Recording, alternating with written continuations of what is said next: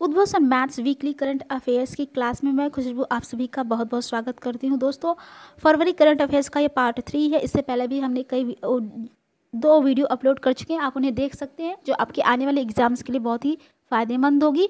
तो आइए इस वीडियो को शुरू करते हैं और जानते हैं सबसे इम्पॉर्टेंट इस हफ्ते कौन कौन सी न्यूज़ रही।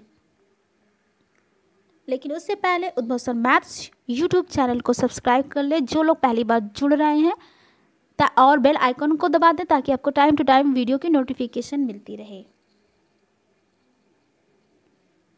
तो देखिए, आज की जो पहली न्यूज़ है वो ये है कि इसने पानी विलवणीकरण तकनीक का विकास किया है। तो गांधीनगर ने, आईआईटी गांधीनगर में अफ्रीका कप ऑफ नेशन 2021 का खिताब किसने जीता? Senegal country in West Africa. NASA कब अंतर्राष्ट्रीय अंतरिक्ष स्टेशन को सेवानिवृत्त करेगा? 2031 तक। प्रशांत महासागर में गिरा, ये कहाँ गिराएगा? तो प्रशांत महासागर में। Forbes real times billionaire index, Gautam Adani Asia के सबसे अमीर व्यक्ति बन गए हैं। उन्होंने रिलायंस इंडस्ट्रीज के चेयरमैन मुकेश अंबानी को पीछे छोड़ दिया है। किस देश के तेज गेंदबाज सुरंगा लक्कमल ने संन्यास की घोषणा की है? तो श्रीलंका के हैं। किसने मानव तस्करी पर अंकुश लगाने के लिए राष्ट्रव्यापी आहट ऑपरेशन की शुरुआत की है? तो आरपीएफ ने, रेलवे प्रोटेक्शन फोर्स ने, खासतौर पे महिलाओं और बच्चों की मानव तस्करी को रोकने के लिए। रथ सप्तमी त्योहार कहाँ मनाया जाता है? तो आंध्र प्रदेश में। हाल ही में आर राजा मोहन का निधन हुआ। तो कौन थे? खगोल शास्त्र थे। केंद्र द्वारा शीर्ष स्तर पर नौकरशाही में फेरबदल के तहत हाल ही में जिस वरिष्ठ नौकरशाह को वित्तीय सेवा विभाग में सचिव नियुक्त किया गया, तो संजय मल्होत्रा। जिस राज्य सरकार ने हाल ही में गैर कानूनी धर्मांतरण रोकथाम विधेयक 2022 को मसौदे को मंजूरी दे दी? तो हरियाणा ने। भारतीय रिजर्व बैंक आरबीआई ने रेपो रेट को कितने प्रतिशत पर बरकरार रखा? तो 4%। हाल ही में जिस देश ने चीन के उस बयान को खारिज कर दिया जिसमें फॉकलैंड द्वीप समूह पर अर्जेंटीना के दावे के समर्थन की पुष्टि की गई थी? तो ब्रिटेन। राजस्थान की कोटा चंबल रिवर फ्रंट पर स्थित करने हेतु जितने हजार किलो का सबसे बड़ा घंटा बनाया जा रहा है? तो 82,000। आईपीएल फ्रेंचाइजी अहमदाबाद टीम ने नया नाम यह रखने की घोषणा की है, तो गुजरात टाइटंस। समुद्र तल से 10,044 फुट की ऊंचाई से गुजरने वाले जिस टनल को Guinness book of world record में दर्ज कर लिया गया, तो अटल टनल रोहतांग। विश्व बैंक की पूर्व सलाहकार प्रदीप शाह को जिसका अध्यक्ष नियुक्त किया गया? Pfizer India. हाल ही में जिस केंद्रीय मंत्री को 18वें माधव राय लिमये पुरस्कार सम्मानित किया गया है? तो नितिन गडकरी जी हैं। भारतीय रिजर्व बैंक ने ई रूपी वाउचर की सीमा 10,000 से बढ़ाकर जितनी कर दी? तो 1,00,000 रुपए कर दी है। वह राज्य सरकार जिसने प्री प्राइमरी छात्रों के लिए परम शिक्षालय नाम से ओपन रूम क्लासरूम लॉन्च करने की घोषणा की है? तो पश्चिम बंगाल सरकार ने। केंद्र सरकार ने हाल में विदेशों से जिस चीज की आयात पर प्रतिबंध लगा दिया? तो विदेशी drone. IPL team Punjab Kings के जिस बैटिंग कोच ने अपने पद से इस्तीफा दिया है? तो वसीम जाफर ने। टॉम की ताज़ा रिपोर्ट के मुताबिक ट्रैफिक इंडेक्स 2021 में दुनिया के सबसे भीड़ भाड़ वाले शहरों में जिसे प्रथम स्थान प्राप्त हुआ, तो तुर्की का इस्तांबुल। विश्व यूनानी दिवस कब मनाया जाता है? तो 11 फरवरी। वित्तीय साक्षरता सप्ताह 2022 FLW के लिए चयनित विषय डिजिटल चुनो सुरक्षा के साथ, जिसे 14 से 18 फरवरी 2022 के बीच मनाया गया। वन ओशन समिट उच्च स्तरीय बैठक को किसने संबोधित किया? तो प्रधानमंत्री नरेंद्र मोदी जी ने। 5वां अंतर्राष्ट्रीय कोलकाता पुस्तक मेला कब शुरू हुआ? तो 28 फरवरी को ये शुरू होगा, और 45वां अंतर्राष्ट्रीय कोलकाता पुस्तक मेला है ये, और ये 13 मार्च तक चलेगा। राष्ट्रीय कृमि मुक्ति दिवस NDD प्रतिवर्ष कब मनाया जाएगा? तो 10 फरवरी।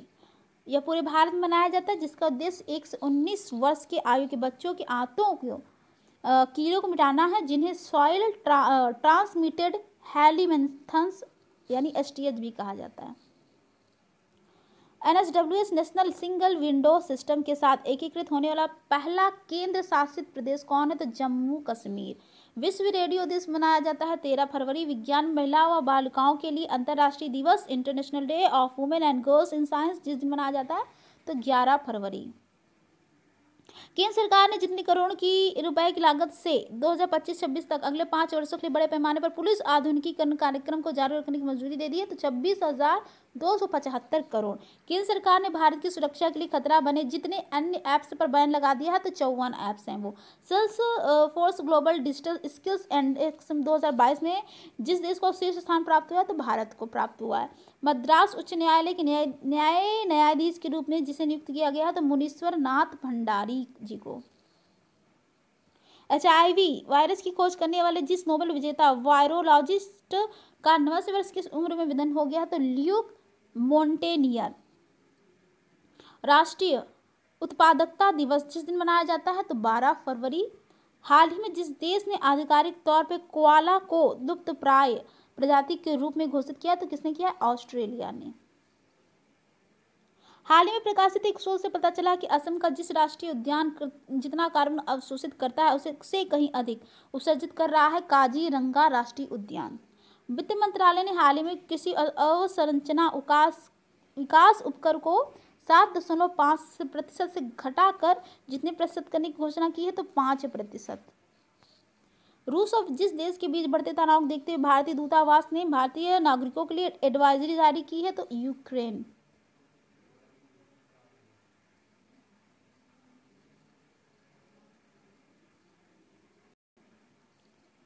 आगे देखिए, हाल ही में भारत ने संयुक्त राष्ट्र विश्व खाद्य कार्यक्रम WFP के साथ जितने मीट्रिक टन गेहूं के वितरण हेतु एक समझौते पर हस्ताक्षर किए हैं, जिसमें मानवीय सहायता के हिस्से के रूप में अफगानिस्तान को भेजा जाएगा, तो 50,000 मीट्रिक टन होगा। और कहाँ? अफगानिस्तान में।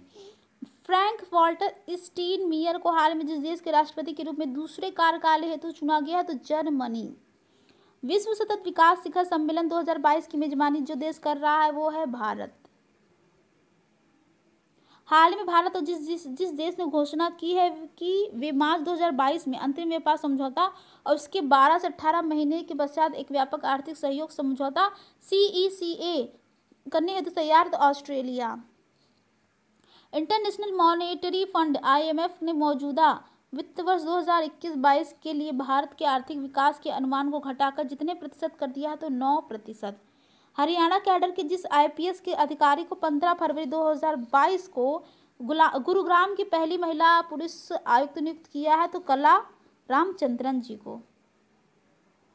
हाल में जिस देश में लस्सा बुखार से पीड़ित 3 व्यक्तियों की मृत्यु हो गई, तो ब्रिटेन। याद रखिएगा कौन सा बुखार है? लस्सा बुखार।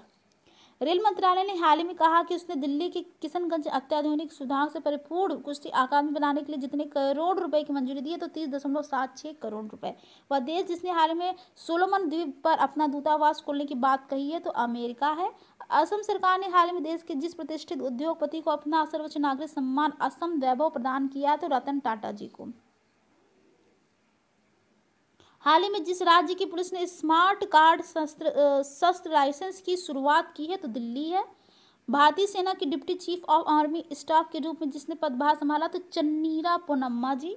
IPL franchise Kolkata Knight Riders ने जिस टीम का नया कप्तान नियुक्त किया है, श्रेयस अय्यर। केंद्र सरकार ने अवकाश प्राप्त जिस वाइस एडमिरल को देश का पहला राष्ट्रीय समुद्री सुरक्षा समन्वयक नियुक्त किया है, तो जी अशोक कुमार जी को। राष्ट्रपति एर्दोगन ने तुर्की देश का नाम बदलकर क्या कर दिया है, तो तुर्कीये कर दिया है। याद रखिएगा, तुर्कीये।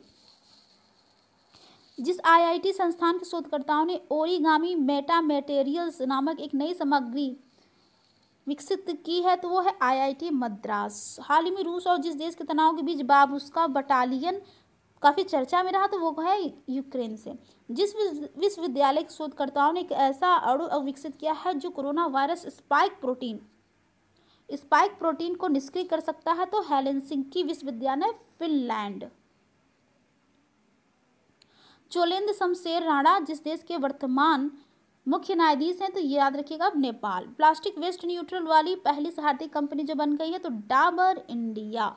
महाराष्ट्र सरकार ने कैंसर की रोकथाम के लिए जिस योजना को शुरू किया, तो होप एक्सप्रेस। तो दोस्तों ये थी आज की वीडियो, आप सभी को कैसी लगी जरूर बताइएगा। उद्भव सर मैथ्स यूट्यूब चैनल से जुड़ने के लिए बहुत बहुत धन्यवाद। Thanks for watching. जय हिंद, जय भारत।